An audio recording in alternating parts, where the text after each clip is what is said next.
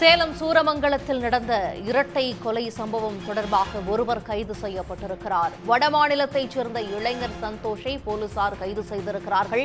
விவரங்களோடு எமது செய்தியாளர் குமரேசன் இணைகிறார். குமரேசன், இந்த பதைக்க வைக்கக்கூடிய இந்த இரட்டை கொலை சம்பவத்தில் எப்படி குற்றவாளியை கண்டறிந்தார்கள்? விவரம் என்ன?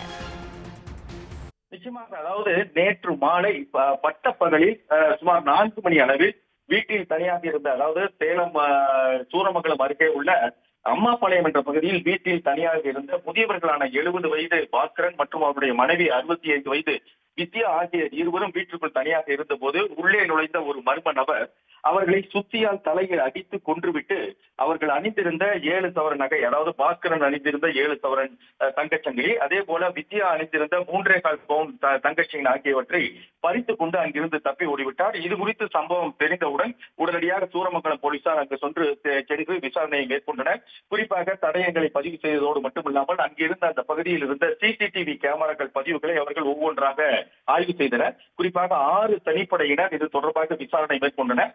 இந்த நிலையில் தான் அந்த சிசிடிவி கேமராவில் பதிவாகி இருந்தது. கடந்த ஒரு வார காலமாக உயரமான மனிதன், அதாவது வட இந்திய பகுதியைச் சேர்ந்த உயரமான ஒரு ஆள் அந்த பகுதியில் தொடர்ந்து நடமாட்டம் ஆடியது தெரிய வந்தது. இதனை அடுத்து அவர்கள் விசாரணையை துரிதப்படுத்தி 6 தனிப்படையினரும் ஒவ்வொரு பகுதிக்கும் சென்று விசாரணை மேற்கொண்டனர். யார் அந்த வட இந்திய வாலிபர் என்பதை விசாரணை மேற்கொண்ட போதுதான், அதாவது அவர்கள் வீட்டுக்கு, அந்த சம்பவம் நடந்த வீட்டிற்கு மிக அருகாமையிலேயே சுமார் 300 அடி தூரத்திலேயே கடந்த 10 ஆண்டுகளாக குடியிருந்து வரும் பீகாரை சேர்ந்த வட மாநிலத்தைச் சேர்ந்த சந்தோஷ் என்ற வாலிபர் இந்த கொலை சம்பவத்தில், இந்த படுகொலை சம்பவத்தில் ஈடுபட்டது தெரிய வந்தது. அவர் கடந்த ஒரு வார காலமாக நோட்டமிட்டு வீட்டில் தனியாக இருந்த போது முதியவர்களை தலையில் சுத்தியால் தாக்கி அவர்களை படுகொலை செய்துவிட்டு இந்த தங்க நகையை பறித்து சென்றது தெரிய வந்தது. இதனைத் தொடர்ந்து அவரை உடனடியாக போலீசார் கைது செய்து விசாரணை மேற்கொண்டனர். குறிப்பாக இந்த சம்பவம் சுமார் 4-5 மணி அளவில் நடந்த பொழுது 5 மணி நேரத்திலேயே, அதாவது இரவு 10 மணி அளவிலேயே அந்த கொலையாளியை அவர்கள் பிடித்து விசாரணை மேற்கொண்டு தற்போது அவரிடமிருந்து 10.25 சவரன் நகையை பறித்துக் கொண்டிருக்கிறார்கள்.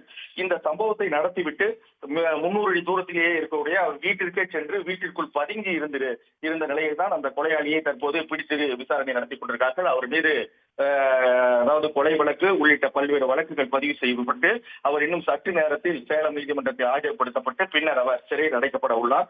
அதாவது வீட்டில் முதியோர்கள் தனியாக இருந்த பொழுது அவர்களை நோட்டமிட்டு வட இந்தியர்கள் இது போன்ற கொலை சம்பவத்தில் ஈடுபது தொடர்ச்சியாக நடந்து வரும் நிலையில்தான் தற்போது சேலத்திலும் இந்த பரபரப்பு சம்பவம் அரங்கேறி இருக்கிறது.